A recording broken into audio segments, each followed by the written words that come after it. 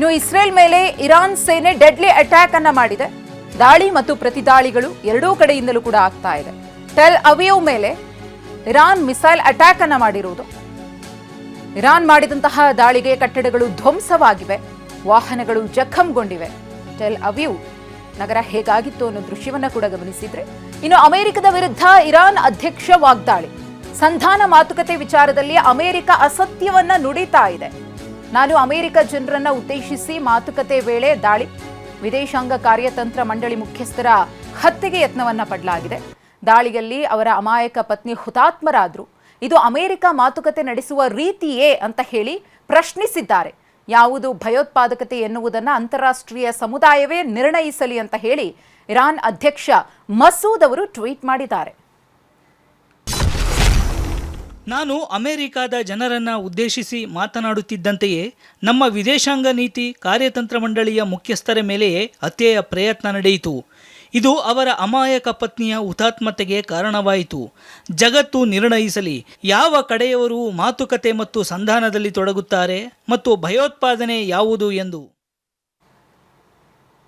ಮತ್ತಷ್ಟು ಮಾತನಾಡ್ತಾ ಹೋಗೋಣ. ಅಂತಾರಾಷ್ಟ್ರೀಯ ವಿಶ್ಲೇಷಕರಾಗಿರುವಂತಹ ಗಿರೀಶ್ ಲಿಂಗಣ್ಣ ಅವರು ನಮ್ಮ ಜೊತೆಗೆ ನೇರ ಸಂಪರ್ಕದಲ್ಲಿದ್ದಾರೆ. ಗಿರೀಶ್ ಲಿಂಗಣ್ಣ ಅವರೇ, ನಮಸ್ತೆ. ನಮಸ್ತೆ ಮೇಡಮ್. ಎಸ್, ಗಮನಿಸ್ತಾ ಇದ್ದೀವಿ ಕಳೆದ 36 ದಿನಗಳಿಂದಲೂ ಕೂಡ ಅಮೆರಿಕ, ಇಸ್ರೇಲ್ ಮತ್ತು ಇರಾನ್ ನಡುವಿನ ಯುದ್ಧವನ್ನ ಬರ್ತಾ ಈ ಯುದ್ಧದ ಭೀಕರತೆ ಹೆಚ್ಚಾಗ್ತಾ ಇದೆ. ಸೇಡು ಪ್ರತಿ ಸೇಡು, ರಕ್ತಕ್ಕೆ ರಕ್ತ ಅನ್ನೋ ರೀತಿಯಲ್ಲೇ ಹೋಗ್ತಾ ಇದೆ. ಆದರೆ ಇರಾನ್ ಎಲ್ಲೂ ಕೂಡ ಮಂಡಿ ಊರ್ತಾ ಇಲ್ಲ, ಅದು ಸಾಧ್ಯವೇ ಇಲ್ಲ ಅನ್ನೋದನ್ನ ಕಡ್ಡಿತುಂಡಾದ ರೀತಿಯಲ್ಲೂ ಕೂಡ ಹೇಳಿದೆ. ಅಮೆರಿಕಾಗೆ ಮರ್ಮಾಘಾತವನ್ನೇ ಕೊಡ್ತಾ ಇದೆ. ಬಲಿಷ್ಠ ಫೈಟರ್ ಜೆಟ್ಗಳು, ಯುದ್ಧ ವಿಮಾನಗಳನ್ನ ಹೊಡೆದು ಹಾಕೋ ಮೂಲಕ. ತಾವು ಈ ಸಂಪೂರ್ಣವಾಗಿ 1 ತಿಂಗಳ ಯುದ್ಧದ ಬಗ್ಗೆ ವಿಶ್ಲೇಷಣೆಯನ್ನ ಮಾಡೋದಾದ್ರೆ ಗಿರೀಶ್ ಲಿಂಗಣ್ಣ ಅವರೇ. ನೋಡಿ, ಇಲ್ಲಿ ಮೊದಲನೇದಾಗಿ ಅಮೇರಿಕಾದು ಏನು ಸ್ಟ್ರಾಟಜಿ ಇದೆ ಅಂತ ಯಾರಿಗೂ ಅರ್ಥ ಆಗ್ತಾ ಇಲ್ಲ. ಮೊದಲನೇ ಸ್ಟ್ರಾಟಜಿ ಅಂತೂ ಕರೆಕ್ಟಾಗಿತ್ತು, ರೆಜಿಮ್ ಚೇಂಜ್ ಮಾಡಬೇಕಿತ್ತು ಅಂತ. ರೆಜಿಮ್ ಚೇಂಜ್ ಆಗಲಿಲ್ಲ. ಅವರು 48 ಜನನ ಕೊಂದಾಕಿದ್ರು, ರೆಜಿಮ್ ಅದ್ರ ಪಾಡಕ್ಕೆ ಅದಕ್ಕೆ ನಡ್ಕೊಂಡು ಹೋಗ್ತಾ ಇದೆ. ಸೊ ಅದಾದಮೇಲೆ ನಂತರ ಮಾಡಿದ್ದ ಸ್ಟ್ರಾಟಜಿ ಯಾಕೆ ಮಾಡ್ತಾ ಇದ್ದಾರೆ ಅಂತ ಅಮೇರಿಕ ಕ್ಲಾರಿಟಿ ಇಲ್ಲ. ಸ್ಟ್ರೈಟ್ ಆಫ್ ಹಾರ್ಮೋಸ್ ಬಿಡಿಸ್ಕೊಳ್ಳೋದು ಒಂದು ಕ್ಲಾರಿಟಿನ, ಇಲ್ಲ ಕರ್ಗ್ ಐಲ್ಯಾಂಡ್ ವಶ ಮಾಡಿಕೊಂಡು ಆಯಿಲ್ನ ಕಬ್ಜಾ ಮಾಡ್ಕೊಳ್ಳೋ ಕ್ಲಾರಿಟಿನ, ಏನು ಬೇಕು ಅವರಿಗೆ ಅನ್ನೋದು ಅವ್ರದ್ದು ಕ್ಲಾರಿಟಿ ಇಲ್ಲ. ಟ್ರಂಪ್ ಡೈಲಿ ಒಂದೊಂದು ಮಾತಾಡ್ತಾ ಇದ್ದಾರೆ. ಇಸ್ರೇಲ್ ಕ್ಲಾರಿಟಿ ಕ್ಲಿಯರ್ ಆಗಿದೆ. ಒಂದು ಏನಂದರೆ ಅವ್ರ ಮಿಲ್ಟ್ರಿನ ಡಿಕ್ಯಾಪಾಸಿಟೇಟ್ ಮಾಡಬೇಕು, ಆಮೇಲೆ ಅವ್ರನ್ನ ರೆಜಿಮ್ನ ಚೇಂಜ್ ಮಾಡಬೇಕು, ಇಲ್ಲ ಆ ದೇಶನ ಸ್ಪ್ಲಿಟ್ ಮಾಡಿ ಆ ಆಡಳಿತ ಕುಸಿಯೋಗಿ ಮಾಡಬೇಕು. ಇದು ಅವರ ಸ್ಟ್ರಾಟಜಿ. ಮೂರನೇದು ಇರಾನ್ ಸ್ಟ್ರಾಟಜಿ ಕ್ಲಿಯರ್ ಆಗಿದೆ. ಇರಾನ್ಗೆ ಅವರ ದೇಶ ಅವ್ರು ರಕ್ಷಿಸ್ಕೋಬೇಕು, ಅವರ ನ್ಯೂಕ್ಲಿಯರ್ದು ಏನಿದೆಯೋ ಅವ್ರು ಕಂಟಿನ್ಯೂ ಮಾಡ್ಕೊಂಡು ಹೋಗ್ಬೇಕು. ಸೊ ಇದು ಅವರ strategy. So Iran and Israel is clear what they are making. But ಈ ಅಮೇರಿಕಾಗೆ ಏನು ಮಾಡಬೇಕು ಅನ್ನೋ ಕ್ಲಾರಿಟಿ ತಪ್ಪೋಗಿದೆ ಈಗ. ಸೊ ಇದು ಮೊದಲನೇ ಸ್ಟೇಜು. ಈಗ ನೆಕ್ಸ್ಟು ಒಂದು 10,000 ಜನ ಮೆರೈನರ್ಸು ಮತ್ತು ಪ್ಯಾರಾಟ್ರೂಪರ್ಸ್ ನಿಲ್ಲಿಸಿದ್ದಾರೆ. ಯಾಕೆ ಇಳಿಸಿದ್ದಾರೆ? ಗ್ರೌಂಡ್ ಇನ್ವೇಷನ್ ಮಾಡಬೇಕು. ಗ್ರೌಂಡ್ ಇನ್ವೇಷನ್ ಮಾಡಿದ್ರೆ ಏನು ಸಾಧಿಸೋಕ್ಕೋಸ್ಕರ ಮಾಡಬೇಕು ಅನ್ನೋದು ಕ್ಲಾರಿಟಿ ಇಲ್ಲ.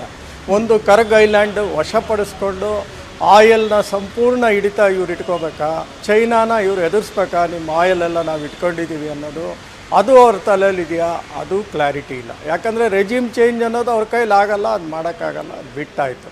ಇಲ್ಲ ನ್ಯೂಕ್ಲಿಯರ್ನ ವಶಪಡಿಸ್ಕೋಬೇಕಾ, 450 kg, ಆ 450 kg ವಶಪಡಿಸ್ಕೊಂಡು ವಾಪಸ್ ಕಳಿಸ್ಬಿಟ್ರೆ ಅವರು ಗೆದ್ದಂಗೆ ಆಗುತ್ತಾ, ಅದು ಕ್ಲಾರಿಟಿ ಇಲ್ಲ. ಯಾಕಂದರೆ 450 kg ತೊಗೊಳೋದು ಅಷ್ಟು ಈಸಿ ಅಲ್ಲ. ಒಳಗಡೆ ಬೂಟ್ಸ್ ಆನ್ ದಿ ಗ್ರೌಂಡ್ ಅಷ್ಟು ಈಸಿ ಅಂತೂ ಆಗಲ್ಲ ಇರಾನ್ ಅಂತ ದೇಶದಲ್ಲಿ.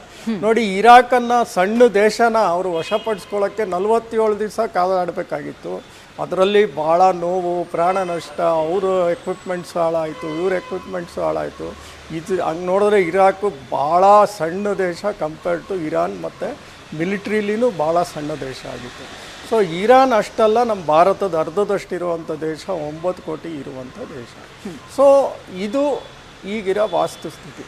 ಮತ್ತು ನಿನ್ನೆ 2 ಪ್ಲೇನ್ ಹೊಡೆದಾಕಿದ್ದಾರೆ. ಅಫ್ಕೋರ್ಸ್ ಹೆಂಗೆ ಹೊಡೆದಾಕಿದ್ದಾರೆ, ಪ್ರಾಬಬ್ಲಿ ಅವ್ರಿಗೆ S-300 S-400 ನಮಗೆ ಬರಬೇಕಾಗಿದ್ದ S-400 ಅವ್ರ ಹತ್ರ ಕಳಿಸಿರ್ಬೋದು ರಷ್ಯನ್ಸು, ಹೇಳೋಕ್ಕಾಗಲ್ಲ.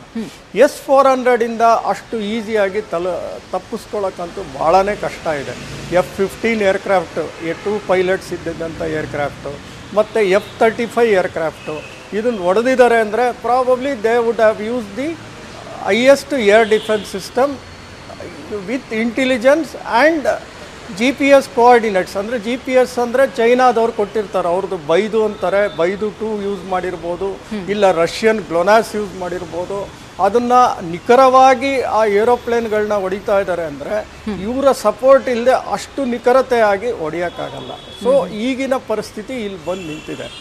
ಈ ಯುದ್ಧ ಏನಾದರೂ ಇನ್ನೂ ಕೆಲವು ತಿಂಗಳ ಕಾಲ ಅಲ್ಲ ಕೆಲವು ವಾರಗಳ ಕಾಲ ಕಂಟಿನ್ಯೂ ಆಯಿತು ಅಂದರೆ ಈಗಾಗಲೇ ದೇಶದ ಎಕನಾಮಿ ಕುಸಿತೋಗಿದೆ, ಇನ್ಕ್ಲೂಡಿಂಗ್ ಅಮೇರಿಕನ್ ಎಕನಾಮಿ. ಸೊ ಈ ಥರ ಎಕನಾಮಿ ಕುಸಿತ ಹೋದರೆ ನಾವು ಇನ್ನೂ ಕೆಲವು ದಿನಗಳ ಕಾಲ ಈ ಯುದ್ಧ ಕಂಟಿನ್ಯೂ ಆಯಿತು ಅಂದರೆ ಕರೋನಾಲಿ ಇದ್ದಿದ್ದಂಥ ಎಕನಾಮಿ ಡೌನ್ಫಾಲ್ ಏನಾಗಿತ್ತು ಆ ಸ್ಥಿತಿಗೆ ನಾವೆಲ್ಲ ಬರ್ತೀವಿ. ಮತ್ತೆ ಸುಧಾರಿಸ್ಕೊಳ್ಳೋಕ್ಕೆ 15ರಿಂದ 20 ವರ್ಷ ಬೇಕಾಗುತ್ತೆ. ಯಾಕಂದರೆ ಗಲ್ಫ್ ಮೇಲೆ ಭಾಳ ಎಕನಾಮಿಕಲಿ ಅವಲಂಬಿತವಾಗಿದೆ ಇಡೀ ವಿಶ್ವ. ಗಲ್ಫ್ ದೇಶ ನಾಶ ಆದಷ್ಟು ಎಕನಾಮಿ ಎಲ್ಲ ಕಡೆನೂ ಬೀಳುತ್ತೆ. ಸೊ ಇದನ್ನು ಮನದಟ್ಟಲ್ಲಿ ಇಟ್ಕೊಂಡು ಈ ವಾರನ ಬೇಗ ಮುಗಿಸ್ತಾರ, ಯಾರನ್ನ ಕರ್ಕೊಂಬಂದು ಮುಗಿಸಿದ್ರೆ ಯಾರು ಮಧ್ಯಸ್ಥಿಕೆಯಲ್ಲಿ ಮುಗಿಯುತ್ತೆ, ರಿಕ್ಸ್ ಮಧ್ಯಸ್ಥಿಕೆಯಲ್ಲಿ ಮುಗಿಯುತ್ತಾ ಇಲ್ಲ ಬ್ರಿಕ್ಸ್ ಮಧ್ಯಸ್ಥಿಕೆಯಲ್ಲಿ ಮುಗಿಯುತ್ತಾ, ಯಾವ ಮಧ್ಯಸ್ಥಿಕೆಯಲ್ಲಿ ಈ ವಾರನ ಬೇಗ ಇದಕ್ಕೊಂದು ಅಂತ್ಯ ಆಡ್ತಾರೆ ಅಂತ ಕಾದು ನೋಡ್ಬೇಕು ಮೇಡಮ್. ಎಸ್, ಧನ್ಯವಾದ ಗಿರೀಶ್ ಲಿಂಗಣ್ಣ ಅವರೇ.